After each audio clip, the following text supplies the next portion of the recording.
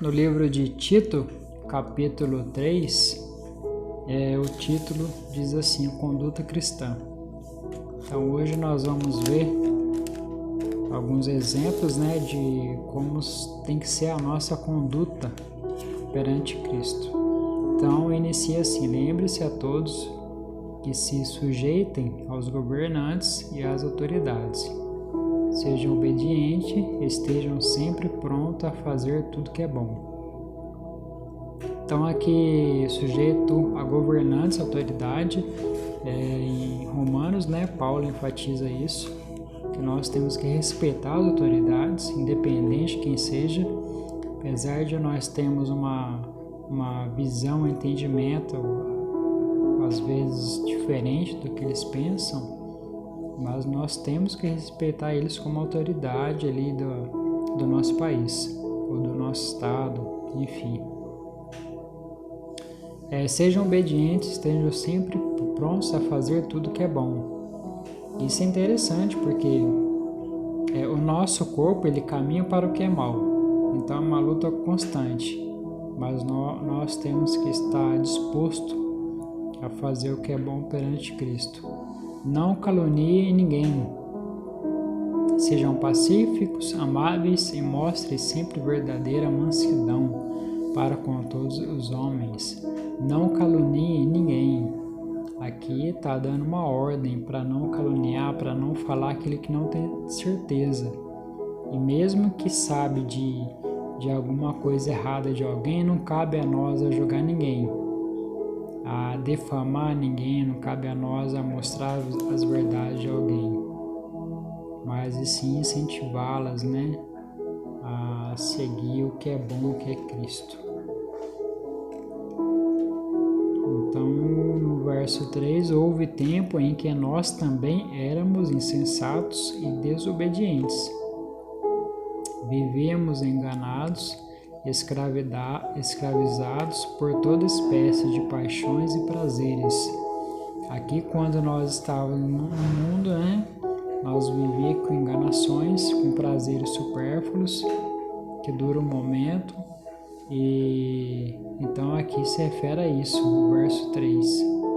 Vivíamos na maldade e na inveja, sendo detestáveis e odiados uns aos outros. A inveja é terrível, a inveja nos afasta de Cristo, sendo detestáveis e odiando uns aos outros. Aqui é o inverso, da doutrina que Cristo nos deixou: amai aos outros como eu vos ameis. Então, antes de nós conhecer Cristo, antes de nós ser convertidos, nós odiávamos uns aos outros. Mas quando da parte de Deus, nosso Salvador, se manifestou a bondade e o autor e o amor pelos homens. Então aqui já é a pessoa já em Cristo, Mas quando da parte de Deus, nosso Salvador, se manifestou a bondade e o amor pelos homens. Então aqui revela Cristo, se entregando, sendo crucificado pelo amor aos homens, para que todos pudessem salvar mediante o ato que ele fez.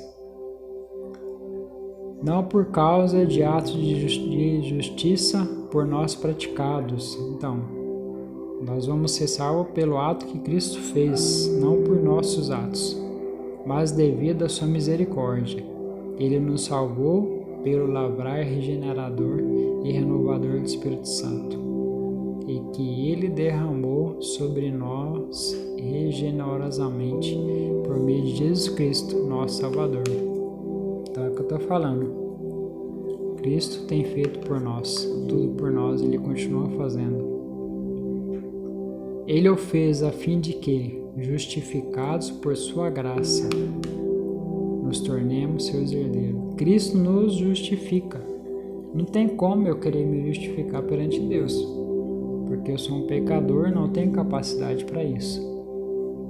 Então, se eu estou coberto por Cristo, Ele me justifica. Tendo a esperança da vida eterna, fiel a esta palavra. E quero que você afirme categoricamente essas coisas.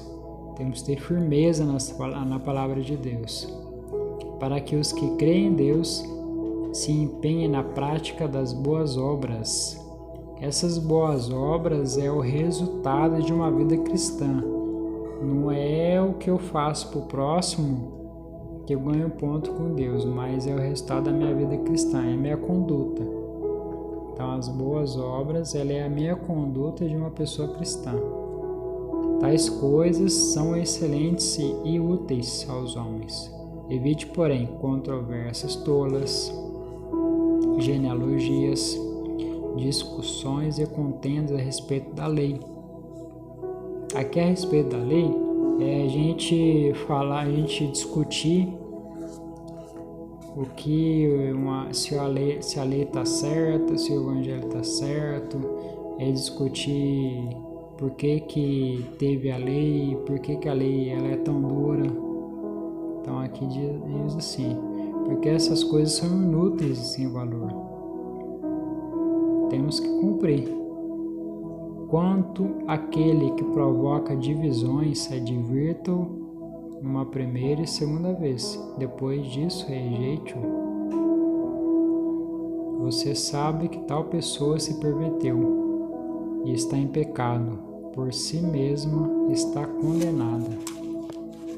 Então, a própria pessoa que rejeita Cristo, que vive num pecado, então ela se própria se condena. Não é que Deus está nos condenando a destruição eterna, a aflição eterna, mas é nós que estamos se condenando desde o momento que nós não aceitamos Cristo, não aceitamos andar nos caminhos de Deus, então nós estamos nos condenando. E Cristo ele pode nos regenerar, pode nos transformar e fazer nós uma pessoa nova, uma pessoa